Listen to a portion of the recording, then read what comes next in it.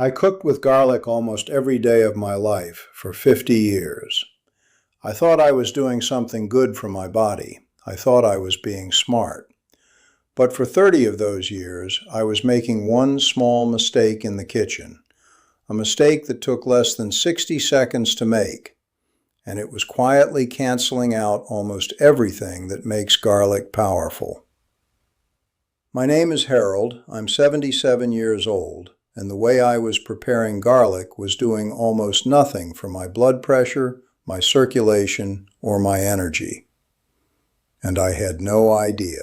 I'm not here to tell you to give up garlic. Garlic is one of the most remarkable things you can put in your body at our age. But there is a right way and a wrong way to use it, and almost nobody talks about the wrong way, which is exactly why so many of us are eating it every day and getting maybe 10% of what it could actually be doing for us. Let me take you back to how I cooked garlic my whole life. I'd pull a clove, peel it, chop it up on the cutting board, and immediately sweep it into a hot pan. Immediate. The knife hit the garlic, and within 10 seconds, that garlic was already in oil, already heating up, already being folded into whatever I was making. I'd been doing it that way since my mother taught me. She did it that way. Her mother probably did it that way. It seemed obvious. It seemed right. The smell alone was enough to make you feel like you were doing something wonderful. And then, about 4 years ago, something happened that changed the way I looked at my entire kitchen. My blood pressure had been creeping up for about 2 years.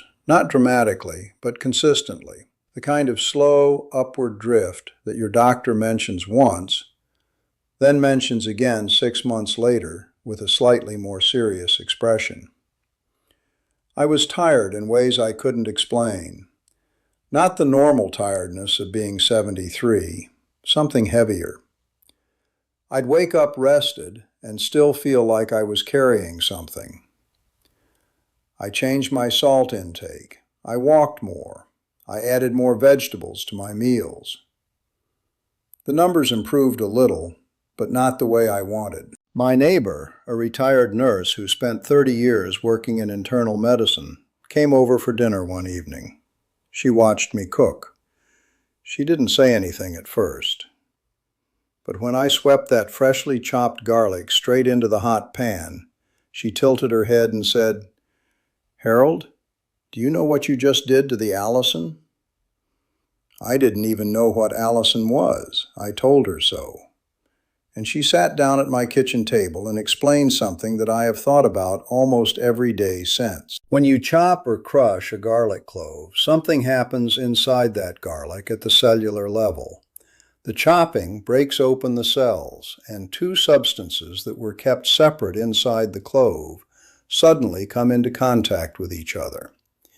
When they meet, they create a compound called allicin. Allicin is the active ingredient in garlic. It's the thing responsible for most of what garlic does for your cardiovascular system, your blood pressure, your circulation, your immune function. It's the reason garlic has been used medicinally for thousands of years. But here's the critical part, and this is what I didn't know. Allicin needs time to form. It doesn't appear the instant you chop the garlic. The chemical reaction that creates it takes approximately 10 minutes to complete at room temperature. If you chop your garlic and immediately expose it to high heat, you destroy the enzyme responsible for making allicin before it ever has the chance to form.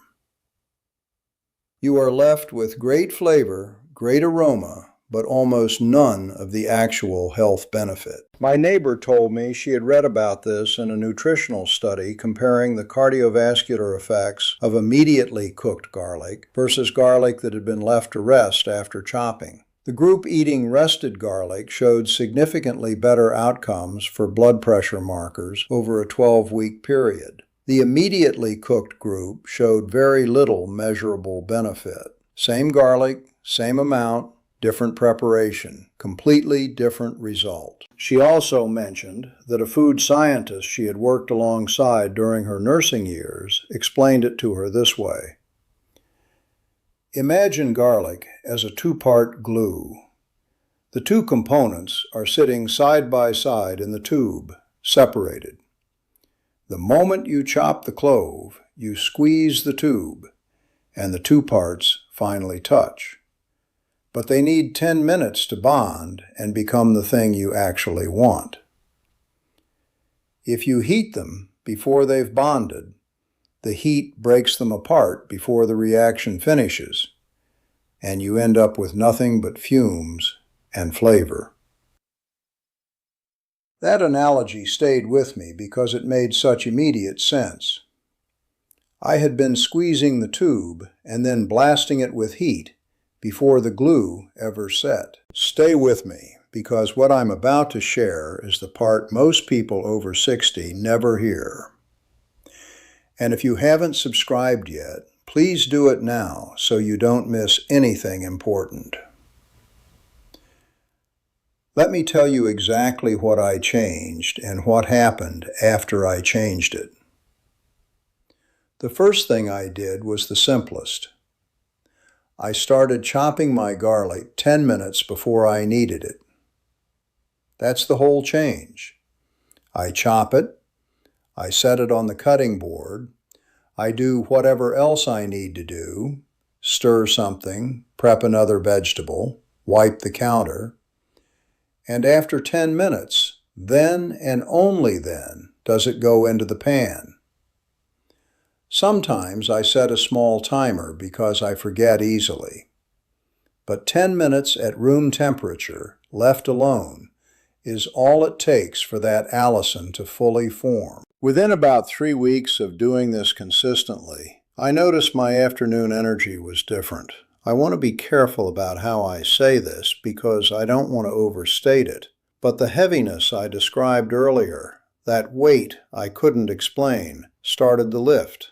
It didn't vanish overnight, but by the end of the first month, I felt more like myself in the afternoons than I had in 2 years. My blood pressure numbers at my next check-in had dropped into a range my doctor hadn't seen from me in some time. He asked what I had changed. I told him about the garlic. He looked at me quietly for a moment, then said, "I've heard about this. Keep doing it." Now, I want to be direct with you about some other garlic habits that were reducing its effectiveness, because I was making more than one mistake. I had also been using pre-minced garlic from a jar for years. It's convenient, I know, but pre-minced garlic has already been processed, often with citric acid to preserve it, and the allicin-forming enzyme is largely inactive by the time it reaches your kitchen. You get garlic flavor in your food, but almost none of the cardiovascular benefit. I stopped buying it entirely. I switched back to whole, fresh cloves, and the difference is not subtle. The second habit I changed was how much I was cooking the garlic once it went into the pan. I used to cook it until it was golden, sometimes past golden, because I like the deeper flavor. But research my neighbor shared with me showed that prolonged high heat continues to degrade allicin even after it forms. You don't need to eat raw garlic to preserve the benefit. Even a gentle, brief cook is enough. I now add my rested garlic toward the end of cooking rather than the beginning. Just enough heat to soften it and blend it into the dish. That small shift made a real difference. The third thing I changed was how much garlic I was actually eating. I had been using 1 clove per meal, sometimes less. A nutritionist I consulted later told me that research on garlic and blood pressure tends to show meaningful effects at 2 to 4 cloves per day. I moved to 2 cloves minimum in my evening meal, properly rested after chopping, lightly cooked at the end. 2 cloves, that's less than a teaspoon of food. The smallest possible change. And the fourth thing, and this surprised me, was pairing garlic with olive oil rather than vegetable oil. Not because of the garlic itself, but because the compounds in garlic that support blood vessel health work more effectively in the presence of healthy fat. Olive oil gives those compounds something to travel with through your digestive system. I'd been cooking with vegetable oil my whole life. I switched to a good extra virgin olive oil and have not looked back. I want to close with something I think about often. For 30 years, I cooked garlic every week, sometimes every day, and I believed I was taking care of myself. I believed the habit was doing something. And maybe it was doing something, just not nearly what it could have been doing. 10 extra minutes. That's the entire difference between 30 years of almost nothing and 4 years of real, measurable change. I am 77 years old. My blood pressure is the most stable it has been in a decade. I have energy in the afternoons. I sleep well. I did not change everything.